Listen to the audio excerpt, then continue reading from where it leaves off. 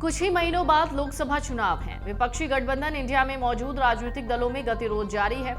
पश्चिम बंगाल में तृणमूल कांग्रेस और कांग्रेस के बीच सीटों को लेकर खींचतान है। हालांकि टीएमसी ने साफ कर दिया कि वो राज्य में अकेले ही चुनाव लड़ेगी। ममता बनर्जी और कुछ अन्य नेताओं के बयानों की वजह से कांग्रेस और टीएमसी के बीच सीट बंटवारे के समझौते की उम्मीद खत्म होती दिख रही है। इस बीच पश्चिम बंगाल की मुख्यमंत्री और टीएमसी अध्यक्ष ममता बनर्जी ने कहा कि केंद्र में सरकार बनाने के लिए चुनाव के बाद क्षेत्रीय दलों को एकजुट किया जाएगा। दरअसल नादिया जिले में गुरुवार को आयोजित एक सरकारी कार्यक्रम को संबोधित करते हुए टीएमसी प्रमुख ममता बनर्जी ने कहा कि हमारी पार्टी आने वाले लोकसभा चुनाव में कांग्रेस के साथ गठबंधन करने के लिए उत्साहित थी, लेकिन उन्होंने हमारे प्रस्ताव को ठुकरा दिया।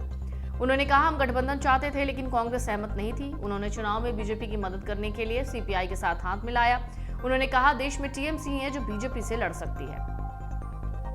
पश्चिम बंगाल की मुख्यमंत्री ममता बनर्जी ने विश्वास जताया कि बीजेपी चुनाव हार जाएगी। बनर्जी ने कहा कि हम अन्य क्षेत्रीय दलों के साथ केंद्र में सरकार बनाने पर फैसला करेंगे। अगर लोग हमारे साथ हैं तो हम वादा करते हैं कि हम दिल्ली जीतेंगे।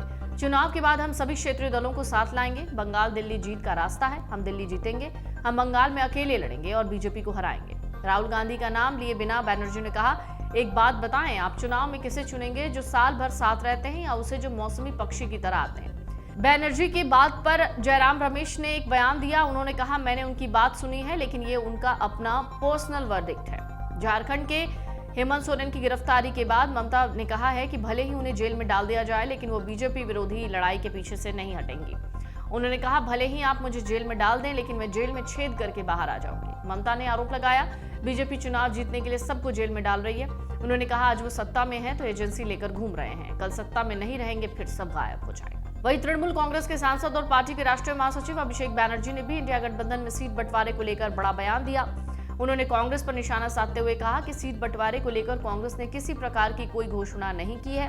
अभिषेक बैनर्जी ने अपने बयान में कहा था कि टीएमसी इंडिया गठबंधन में रहने को तैयार है।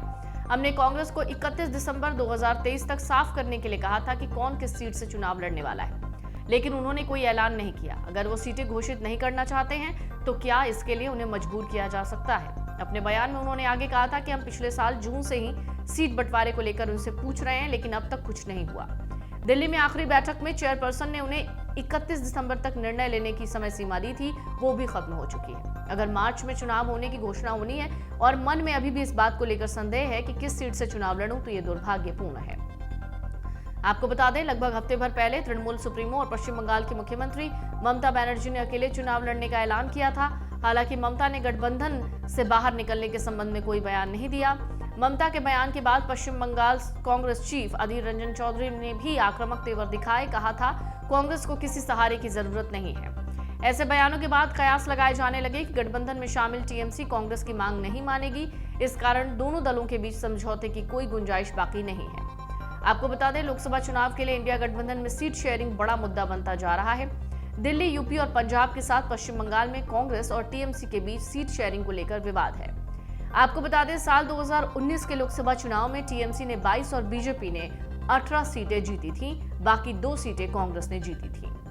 अगर आप ये वीडियो YouTube पर देख रहे हैं तो हमारे चैनल को सब्सक्राइब करें और बेल आइकन को दबाना ना भूलें। अगर आप Facebook पर ये वीडियो देख रहे हैं तो हमारे पेज को लाइक करें। अगर आप ये वीडियो YouTube पर देख रहे हैं तो हमारे चैनल को सब्सक्राइब करें और बेल आइकन को दबाना ना भूलें। अगर आप Facebook पर ये वीडियो देख रहे हैं तो हमारे पेज को लाइक करें।